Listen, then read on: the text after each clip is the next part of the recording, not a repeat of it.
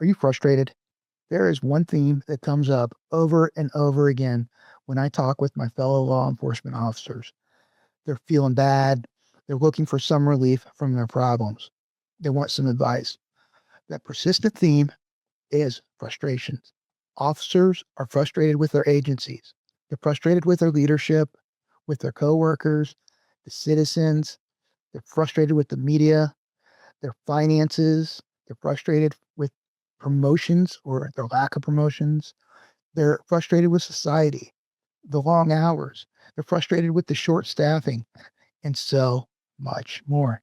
Without feelings of frustration, pretty much everyone's day to day lives would be a lot better.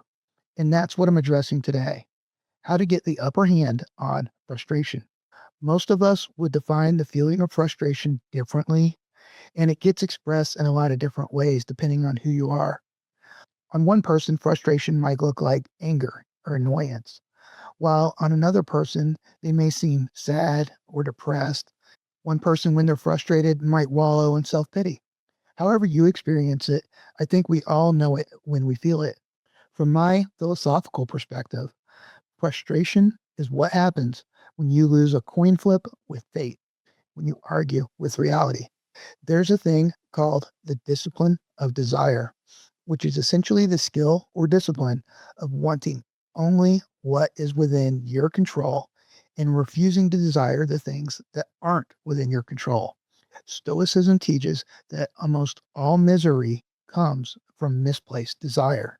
The dichotomy control lays it out for us. The things we can control are our opinions, our judgments, our beliefs, our choices, our actions, our intentions, our character, our goals, and very importantly here, our desires.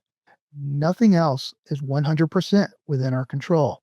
Anytime you fall short of the discipline of desire and allow yourself to want something that is outside your control, you are wishing for things that depend on chance, fortune, luck, fate, a flip of the coin.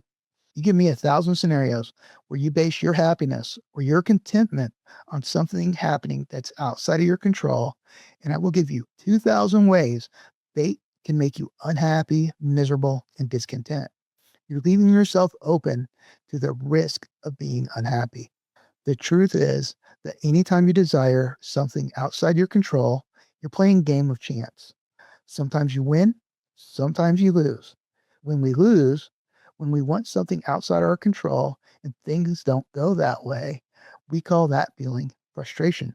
If you placed a little bit of importance or value on that thing, you will be a little frustrated when it doesn't go your way. If you placed a lot of importance or a lot of value on that thing, you will feel incredibly frustrated when it doesn't go your way. The value you place on a want or desire can essentially be looked at as how much you are betting on this game of chance. The odds aren't great when you bet your happiness on wants and desires that are outside of your control. I've been using the coin flip as an example, and those odds are generally 50-50, but that's probably optimistic.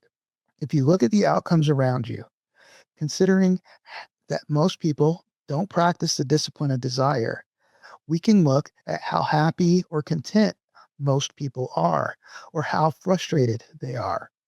It gives us an idea of how often they are winning that coin flip.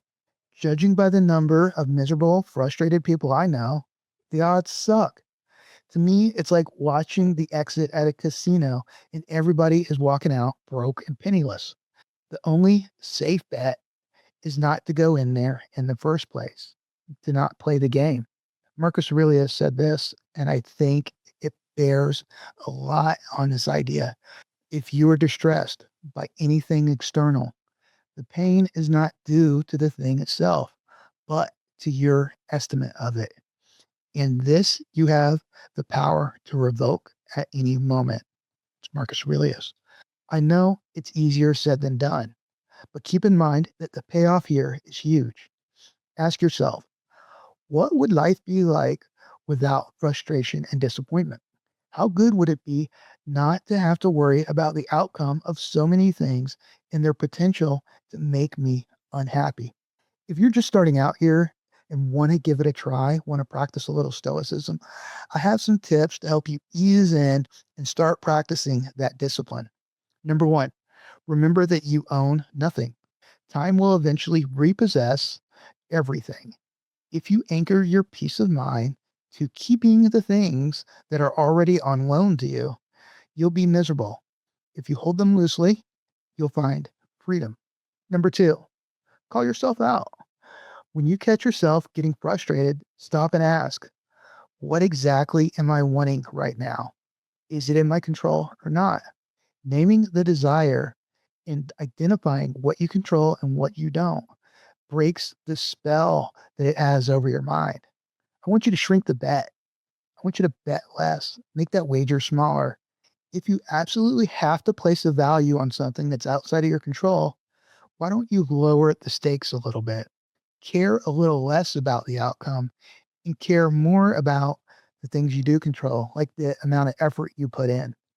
That way, even if fate flips the coin and it lands against you, you haven't lost that much. Number four, practice small. Don't wait until you're dealing with a promotion or a lawsuit or a life changing event. Start with little things like traffic, long lines, rude comments, or your computer glitching. Those little annoyances are your training grounds for the bigger battles. That way, when it matters, you'll already have some skill at this practice. Frustration thrives on misplaced desire. The moment you stop betting against fate on outcomes that you can't control, frustration also starts to fade away. The discipline is hard, but the payoff is massive and it is well worth the effort. Until the next video, I wish you good luck practicing this skill, not being so frustrated, and as always, be safe out there.